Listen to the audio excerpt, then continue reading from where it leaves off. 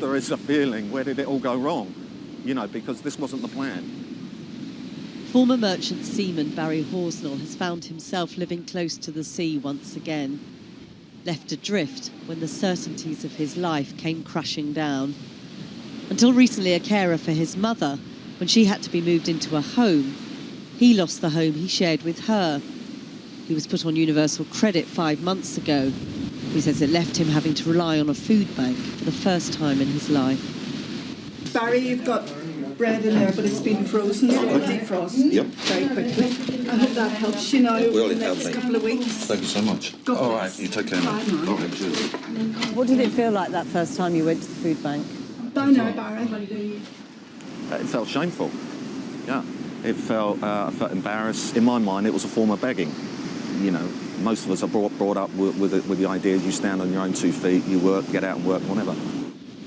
Government has tried to make universal credit work better for vulnerable people. It shortened the wait for a first payment from 6 to 5 weeks. It now offers a loan to help people get through that period. But for Barry, the loan just means he's hurtling towards more debt. He receives just over £700 a month on the benefit. His rent is nearly £500. He's in rent arrears and will soon have to start paying back his benefit loan too. They take the loan at source over 12 monthly payments, and it leaves you incredibly short of money. There's 2 issues there. Firstly, you go hungry. Secondly, it's an emotional sort of mental health issue, because if you are living in your accommodation and you are frightened that you can't make your rent, you feel that you might be put on the street, evicted, so on and so forth, it's a very difficult period. You feel anxiety, stress, that there's nowhere to hide from. Entirely run by volunteers, this is the food bank which helped Barry. They say they're seeing many like him. I've just spoken to a lady out there. It's the first time she's ever been in a food bank. She's got £1.75 in her purse. Yeah. Is that common? That's common. It's common. Yeah. We're seeing that all the time. That woman doesn't want to talk to us, quite understandably. She's embarrassed, she feels ashamed, but she's desperate for food. We often find people hover in the street when it's their first time because of that embarrassment. Don't know what they're going to expect. They don't know how we're going to approach them, what it's going to be like, what's the experience going to be like. And we just try to be as kind and as gentle and as Christian as we can with them. My mum, I do feel real bad on her because she's very ill and I'll do whatever she needs doing. I just like helping out. 15-year-old Corey is on the campaign trail. With her friends, she's part of a project trying to end the stigma faced by people living in poverty. She's one of the speakers at a Church Action on Poverty conference next week, calling on the government to fix universal credit. I've been part of poverty and they do know what they're on about. Corey knows more about benefits than most 15-year-olds. Until 3 weeks ago, she was the main carer for her mum, who has severe epilepsy, and her 2 younger brothers. I cook for my boys and I do call them my boys, but they are my mum's, but I feel like a mum to them. The family went on universal credit in the summer. Waiting 5 weeks for the first payment was, she says, painful. It was hard, like really hard. We had to sometimes go without the biggest meals, so we had to have horrible food, cheap, rubbish food. We had to sometimes wash in cold water and just things like that. Just left us a bit hungry at the end of it. And what was that like? Devastated. Sometimes I didn't invite my friends over, like, hey, coming over, I'll put a film on, you buy some crisps. There's no doubt that pressure is increasing on the government over universal credit. But that pressure isn't new. This was a policy which had cross-party support when it was launched back in 2011. But the very next year, the Local Government Association was warning that the computer system wouldn't be ready in time. By 2013, the then chair of the Public Accounts Committee described it as an unmitigated disaster of extraordinary proportions. Then by the end of last year, the chair of the Work and Pensions Select Committee, Frank Field, said universal credit was contributing to state-sponsored destitution. One of the most controversial elements of universal credit was paying housing benefits straight to tenants, rather than to their landlords. That too has had an impact. A survey of 118 housing associations across England, Wales and Scotland revealed tenants on universal credit had arrears of more than £24 million. Your Homes Newcastle, for example, have almost 5,000 tenants on the benefit. It says arrears solely due to universal credit total more than £1,440,000. In Manchester, Halton Housing said average rent arrears had nearly doubled since the introduction of universal credit to £409.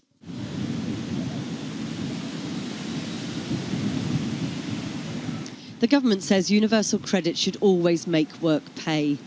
Yesterday, the Secretary of State for Work and Pensions conceded some people would be worse off. So what we're seeing here... Patricia believes she's one of them. She's volunteered at this charity for 17 years and now relies on them for help every month to budget. Her job is unpredictable. If she works extra hours, she says the next month her universal credit is cut. If I do more hours, I don't get no universal credit at all for a whole month. So whatever money I've got left, either from working or the previous month's universal credit, I have to make that last until the following month, when hopefully I'll get some universal credit. As many more families face the prospect of going on to universal credit, the government insists it will work and those who need support will receive it. But with criticism increasingly coming from within its own party, is a makeover now inevitable? Jackie Long with that report. And the Department of Work and Pensions has given us this statement. The country took difficult decisions to reduce the welfare bill, but the government was clear that it had to be fair to both taxpayers and claimants.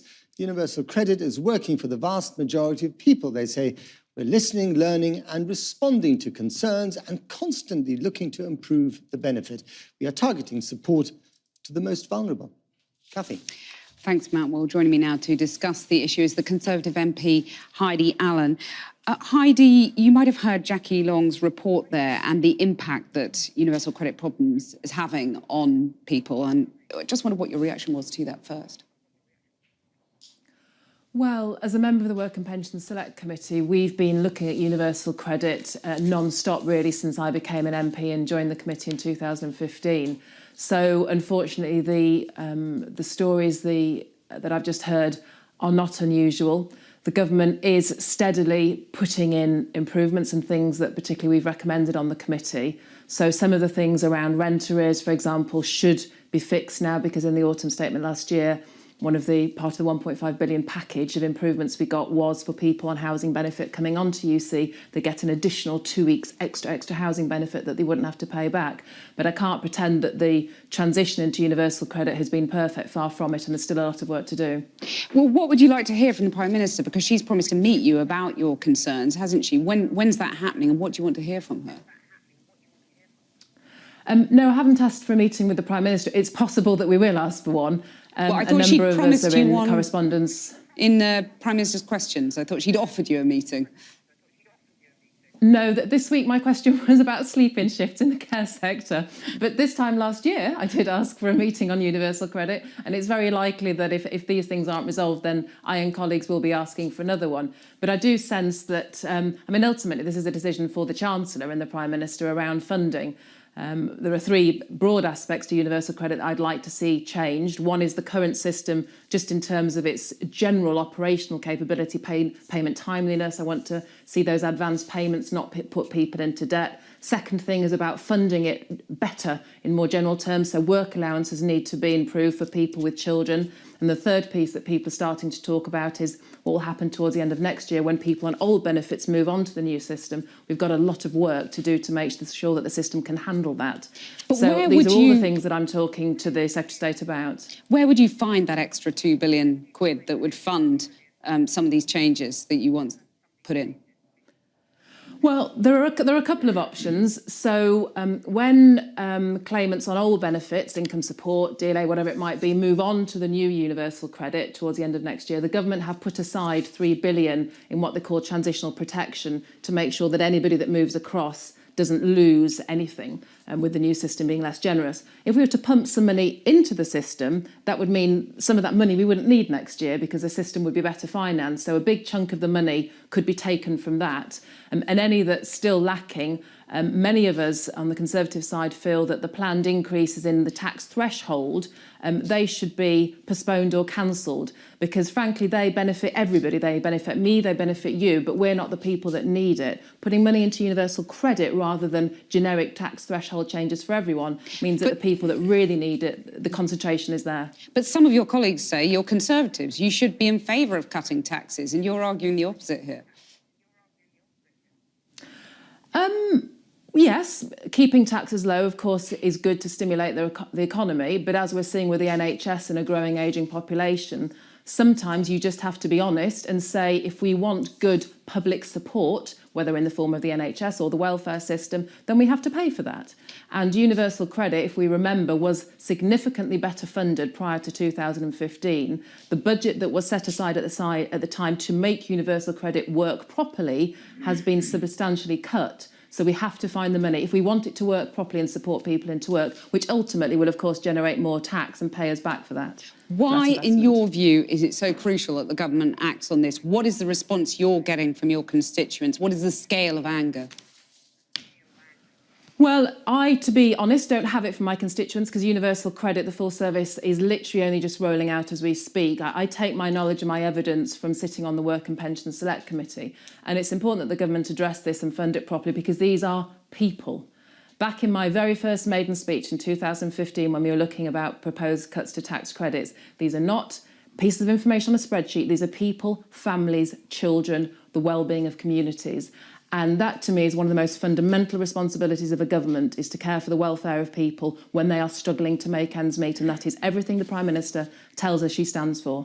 And if the Prime Minister doesn't act, is this potentially her poll tax? Well, that was an analogy that John Major drew. I think he was probably a little dramatic about it, but I do understand his point about fairness, which, of course, was one of the big things that upset people, the poll tax. The idea that you could have two families living next door to each other, one that had moved from the old system and had their benefits protected, and people next door who are new to universal credit coming on a lower rate. And it's that sense of fairness that I think is very important to the British people. And for that reason alone, I believe that the Prime Minister will do something. Heidi Allen, thank you very much for joining us.